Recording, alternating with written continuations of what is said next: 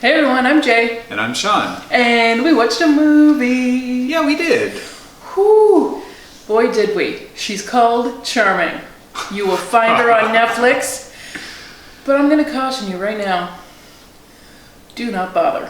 No. You do not want this movie in your life. It's more than a do not bother. It's a stay far away. Oh my gosh, yes. Do not attempt. Abort, abort, abort, abort. It is terrible. In every way. Let's get specific. So, it's an animated movie. It is about Prince Charming. Some version of Prince Charming that some dear person has dreamed up. His name is Ross Venokur. I am committing that name to memory just so, for my own personal, stay the F away from list. That's a V last name, but I am moving him to the top. It's not going to be alphabetical because he needs to be way up there. Ross Venokur. Only a man could have written and directed this sexist garbage pile. Obviously. My goodness. Here's the thing. So this is Prince Charming. We find that Prince Charming he's a heartbreaker, a ladies' man. He's cursed with excessive charm. And so he just goes about the land getting engaged to every woman because they all fall madly in love with him. And so when we meet up with him, there are 3 princesses currently believing to be his one and only, to be planning their weddings to him, in fact. So we've got Cinderella, Snow White, and Sleeping Beauty. Now, these are Disney's more problematic princesses. I'll link to the video that I already did complaining about all of Disney's princesses, not just limited to those 3. But these are the ones that everyone agrees there's some problems here. Yeah, sure. Those movies wouldn't be the same today. No, they would not. We have remade some of them. Cinderella kind of got remade live action, unretouched almost. Almost, that's true.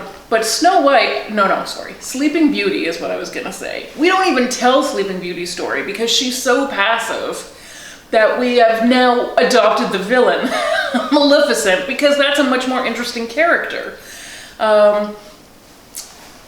Oh my goodness. Aurora doesn't get to do anything in Sleeping Beauty except sleep. She's also so stupid she pricks her finger on a spinning wheel, which she was the one thing she was supposed to not do. Yep. She did it. Snow White, is not much better. She also falls asleep. She also goes unconscious. She does. And all of the princes have no problem making sort of sexual advances towards these young girls, unconscious in forests. Yeah. Just, it's weird. Anyways, so Disney has, rehabbed its image. They went between Sleeping Beauty and The Little Mermaid. Those were 30 years where they didn't have a princess movie. And of course, those 30 years between 59 and 89, those were the big feminist years, right? So I don't think that's an accident. And when they got back on the bandwagon during their Renaissance years in the 90s, and they were churning out quite a few princess movies, some still quite problematic, I would say, but they were clearly making an effort to give these ladies a little more agency, a little more of a voice, something more to do. And now we've gotten to today where Anna and Elsa are the epitome of feminism, apparently. Because they don't need a man. Anyways, this movie's got the 3 first ladies of Disney. Of course, they're not they are supposed to be the Disney characters. They want to remind you of the Disney characters. They wouldn't use them if it wasn't for Disney. Because Disney made these princesses. But of course, they're in the public domain, so anyone can use them. And Ross Venokur, the jerk, does. So we meet them, and all three are, unbeknownst to them, engaged to the same guy, Prince Charming. They're all planning their weddings, and they are the most disgusting, insipid young women you've ever met. So Ross Venokur has not heard about feminism or Me Too or the 21st century or any of these things.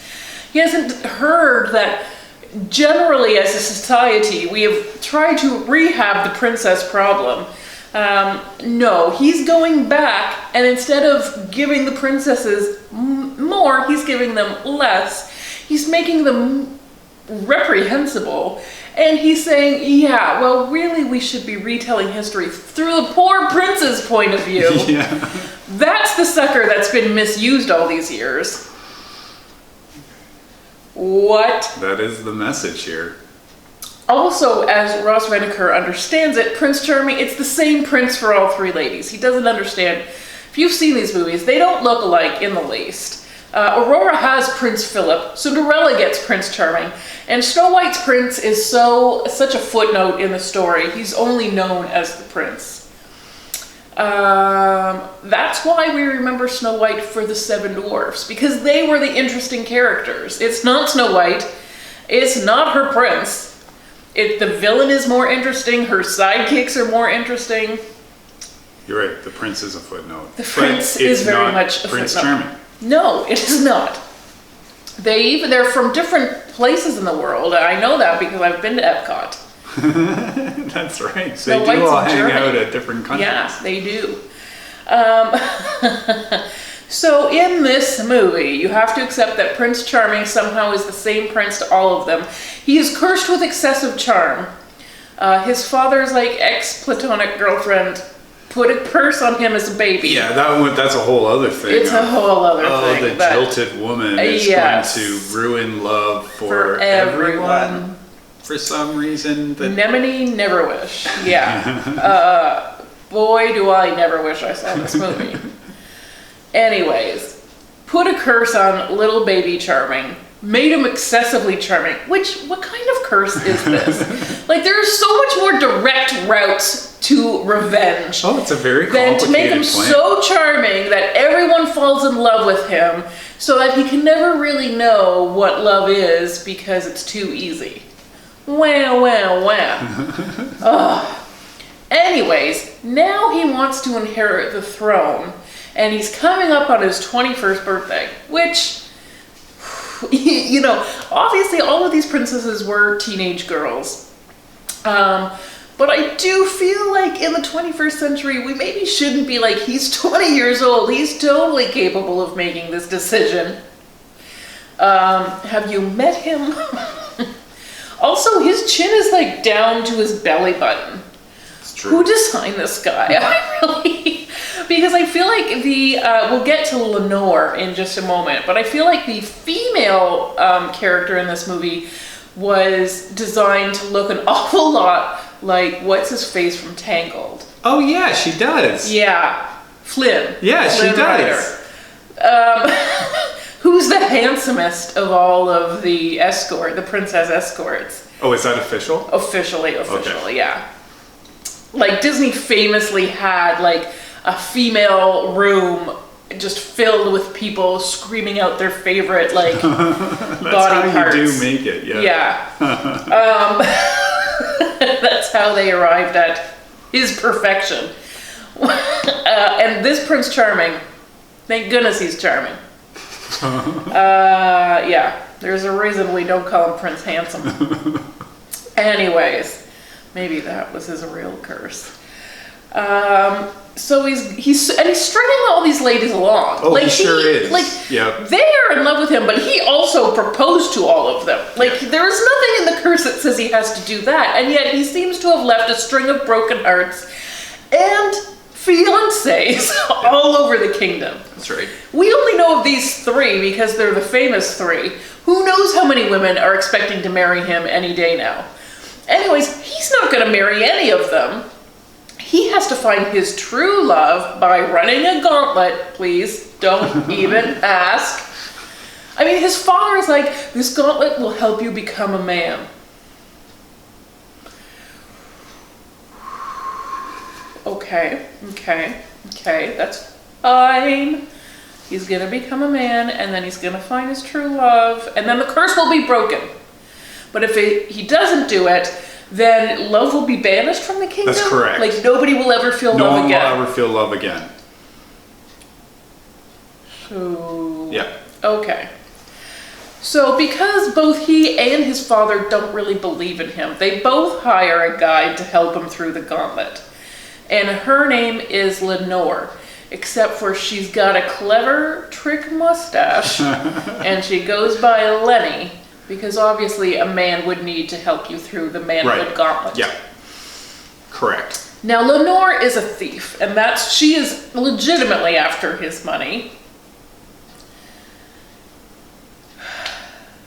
Yeah, she's after money. Although she's already got 3 fortunes for helping him. So she probably doesn't even need his money anymore. They just want to make every female so terrible. Yeah. Because they have accused, let me tell you, they have accused the princesses of being gold diggers. That's why they really like Prince Charming, is for his money. They're just after his riches. Yeah, it's not so much an accusation as their explicit motivation by a song. Oh, Trophy Boy is the name of the song. Now, I have not even told you the best part. The voice cast. Okay, so Wilmer Valderrama somehow got a job. Yeah. And that job was playing Prince Charming. He is terrible. Yes, he is. He's the same as he always is. I suppose, but like, it was very miscast. Yeah, it is very miscast. Cinderella, voiced by Ashley Tisdale. No, it gets better. Snow White, voiced by Avril Lavigne. Sleeping Beauty, voiced by G.E.M. Lenore, voiced by Demi Lovato. Now, how many Wilmer Valderrama exes are among those 4 beauties? Oh, more than one. Whew. Anyways, that's who's doing the voice work. And these princesses have an opening number where they tell us they're gold diggers in a song written by Patrick Stump of Fall Out Boy. And it is called Trophy Boy, sung by the singer of Skater Boy and Friends. And Friends. Yeah. Yeah. I mean, this movie is the reason I know self-immolation is... You know, if I could spontaneously combust, I would It would have. happened. This made me so angry. So angry. Yeah, rightly so. My goodness. So, I just can't with this movie. It was so bad. It's so bad. I mean, and here's the thing.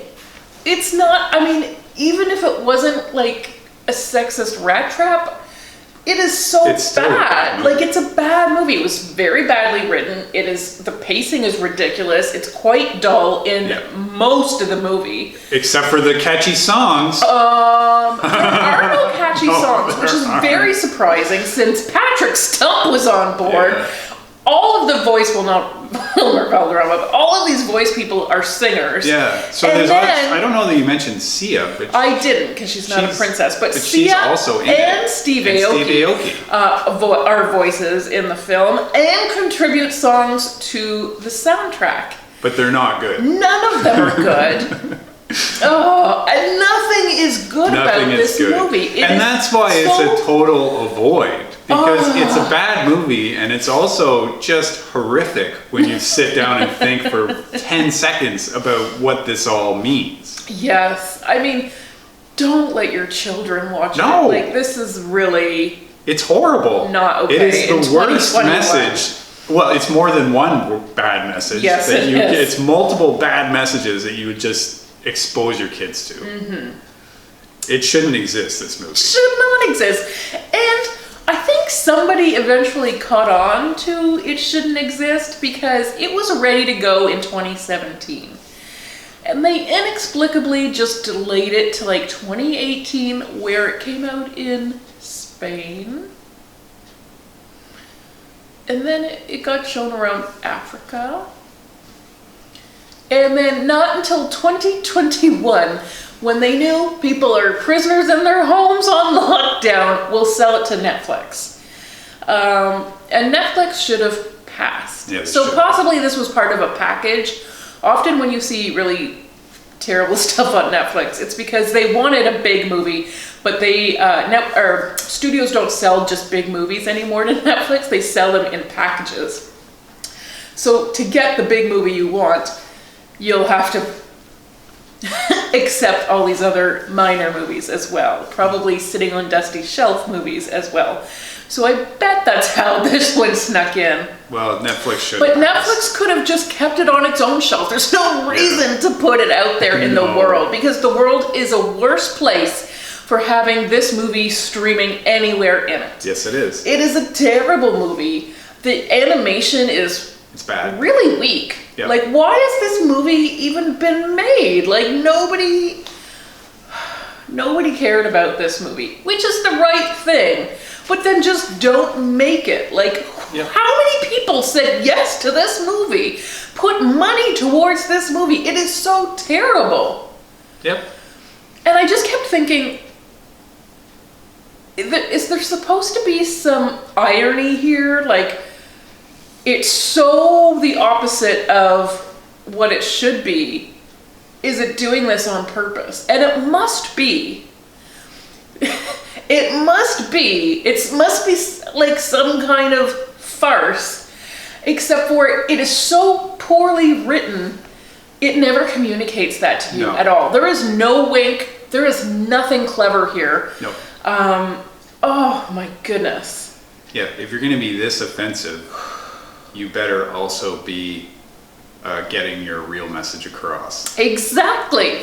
But it only communicates the bad message. Yeah.